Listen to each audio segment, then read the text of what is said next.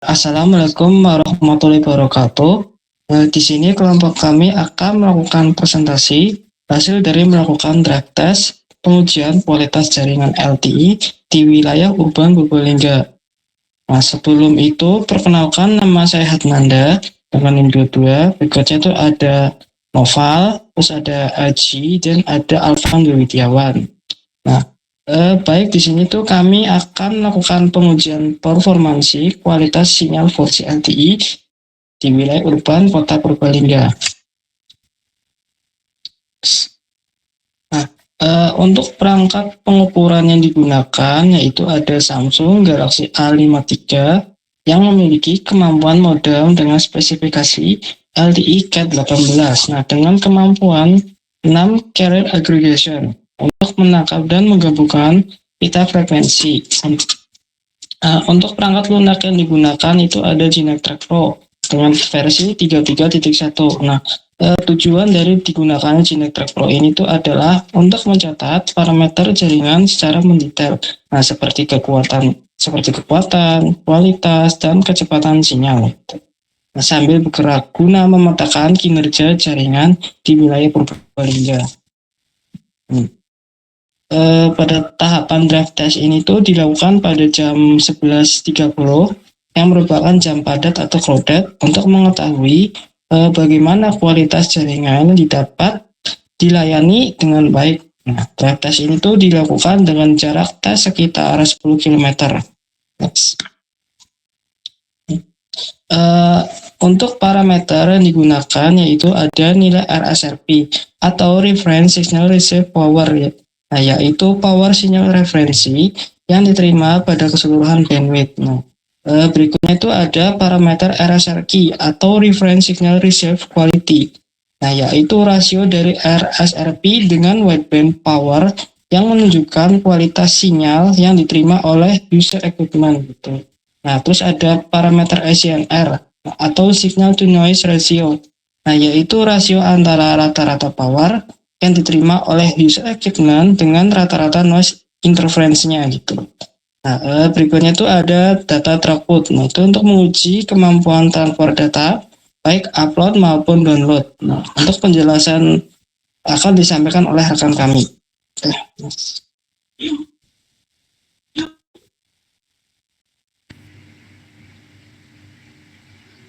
Baik, selanjutnya ada RSRP atau Reference Signal Receive Power. Apa sih ini RSRP? Nah, RSRP merupakan parameter utama dalam jaringan 4G LTE yang digunakan untuk mengukur kekuatan daya sinyal referensi yang diterima oleh perangkat dari inode B atau menara pemancar. Nah, nilai RSRP ini menunjukkan seberapa kuat sinyal yang diterima. Semakin besar atau semakin mendekati nol nilainya, maka kualitas sinyalnya semakin baik. Pada tabel di gambar tersebut menampilkan hasil pengukuran RSRP di area pengujian yang ditunjukkan pada peta. Nah, setiap rentang nilai RSRP dikelompokkan ke dalam kategori kualitas sinyal. Ada sangat bagus, sedang hingga buruk.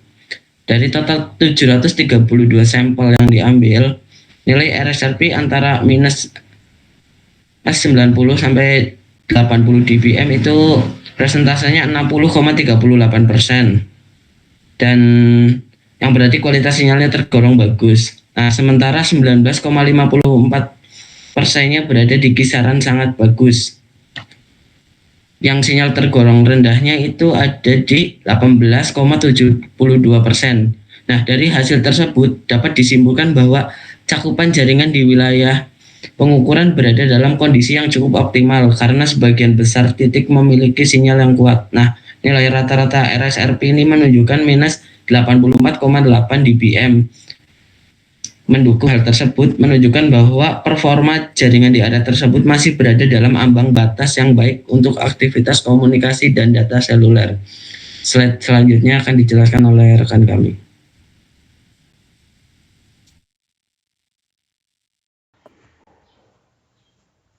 Oke. Dari hasil total sampel sebanyak 732 sampel, pada hasil percobaan nilai RSRQ merupakan parameter yang mengukur kualitas atau kejernihan sinyal 4G LTE. Dari hasil pengujian secara keseluruhan, kualitas RSRQ di sepanjang rute pengujian itu cukup baik, dengan persentase bagus di 45%, di range minus 7 sampai dengan minus 10 dpi. Namun, ada beberapa lokasi pengukuran nilai RSRQ-nya itu yang didapatkan tuh agak lemah pada titik-titik lokasi tertentu.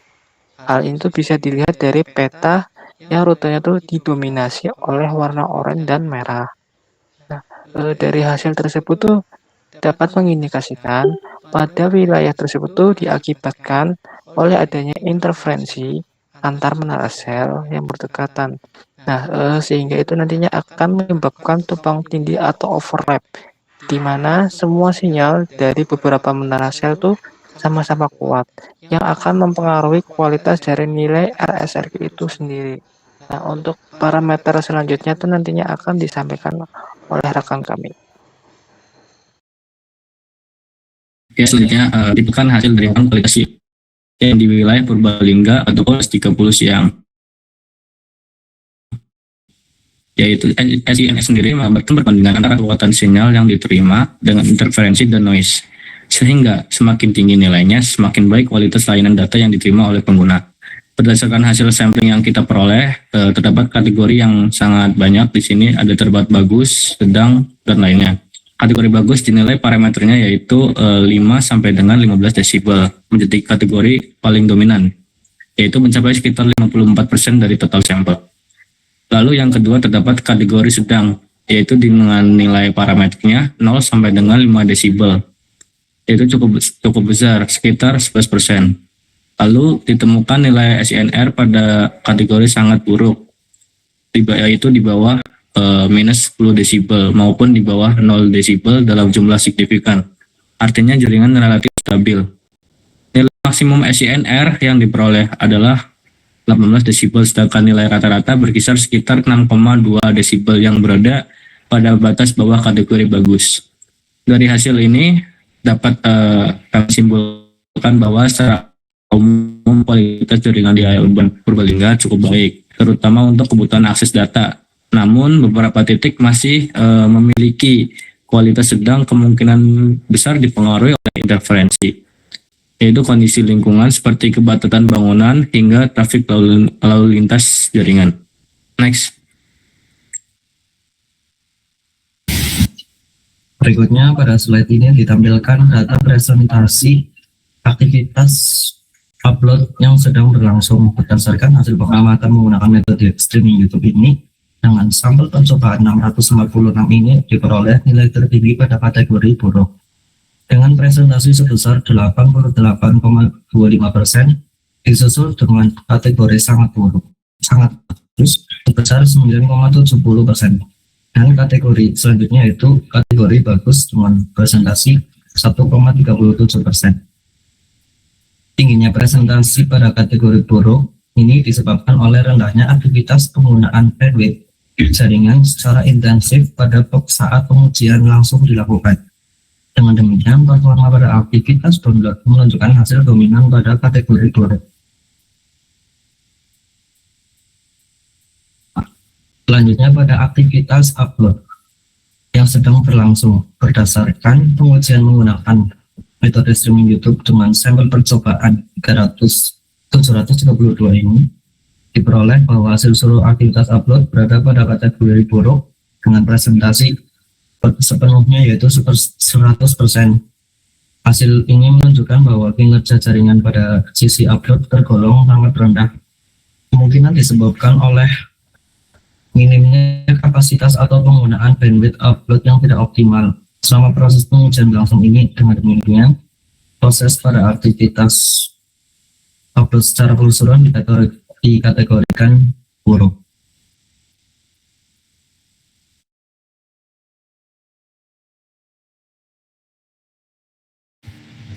Selanjutnya kesimpulan. Saat dilakukan pengujian traffic download atau bandwidth, kondisi jaringan dalam keadaan minim aktivitas pengguna, tidak ada streaming ataupun aktivitas lain yang berlangsung, sehingga hasil rata-rata bandwidth yang diperoleh cenderung kecil.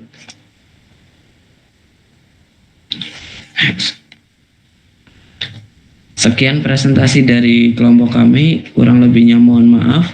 Wassalamualaikum warahmatullahi wabarakatuh.